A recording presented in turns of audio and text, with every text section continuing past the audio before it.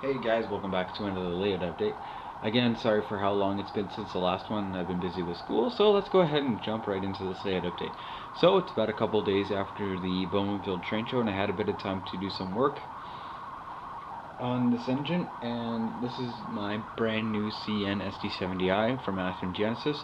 I've managed to install pretty much all of the truck detail on it, stick a decoder in there, and the one grab iron I've been able to fit on there just because I haven't had to drill out the holes again. It is a pretty smooth running engine after I cleaned out the wheels and put some lubrication into the gearbox. So it runs pretty good, and I'm going to go ahead and show you guys some of the plans I have around the layout. I haven't really done much, but this is a major new thing. What I plan on doing over the next while, some of the details I'd like to add is, since this is actually like a coal-based layout, might be somewhere along the back stretch here. I'm gonna put some of these overhead water sprays or latex sprays, whatever they are, just to spray onto the coal so you don't get coal dust everywhere. I've seen a couple pictures of those on CP, and they should look pretty cool, so I might try and put one of those in. Other details I'd like to add are maybe a hot box detector, maybe right here. Some functional details I want to put on are the Caboose Industries mechanical throw to hold these switches in place, which would actually be really nice, and I'd have a few less derailments. Got to install two here and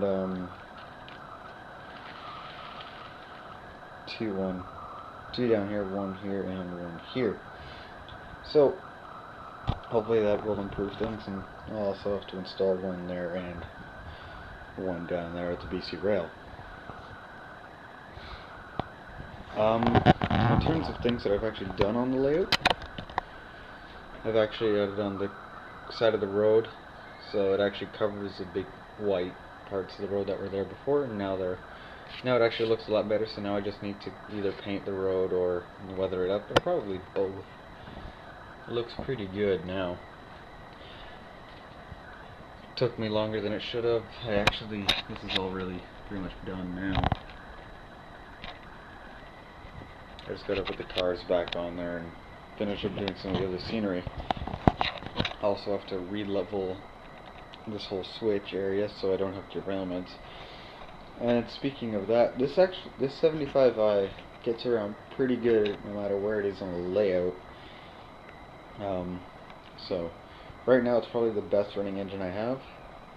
I should point out the only thing I really need to do to it that's important is add KD number 5 couplers. Sorry.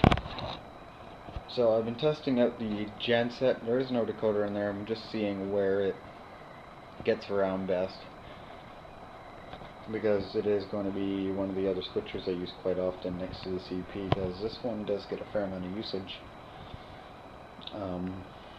So hopefully I can get that working.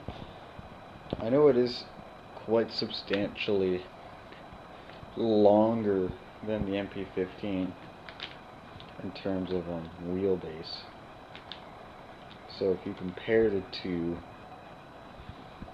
it is quite longer. Not as quite as long as like one of these ST70s. It's virtually the same difference from one to the other. So anyway, yeah, I'm testing it and seeing how that works. In terms of locomotives upgrades, I haven't done much work to the BC Rail wide cab, but I actually have two new cabs. A GP9RM switcher, which is going to be a good, I'm going to hopefully get sound and everything in that unit once it gets done. Like I said, I haven't done much to work to this, but I also have the proper teardrop cab. I'm going to use this to upgrade my BC Rail 4651, and hopefully that'll look really good when it's done too. I just have to match up the paint properly.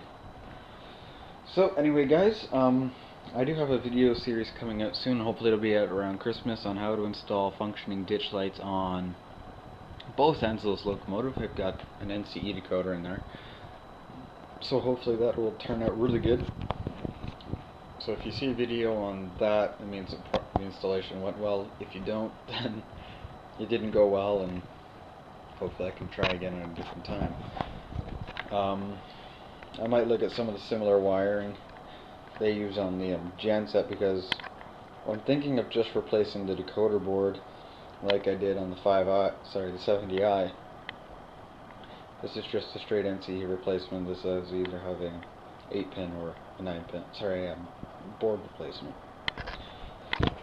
So, that's about it for this layout update, guys. I hope you guys have enjoyed, and stay tuned for more.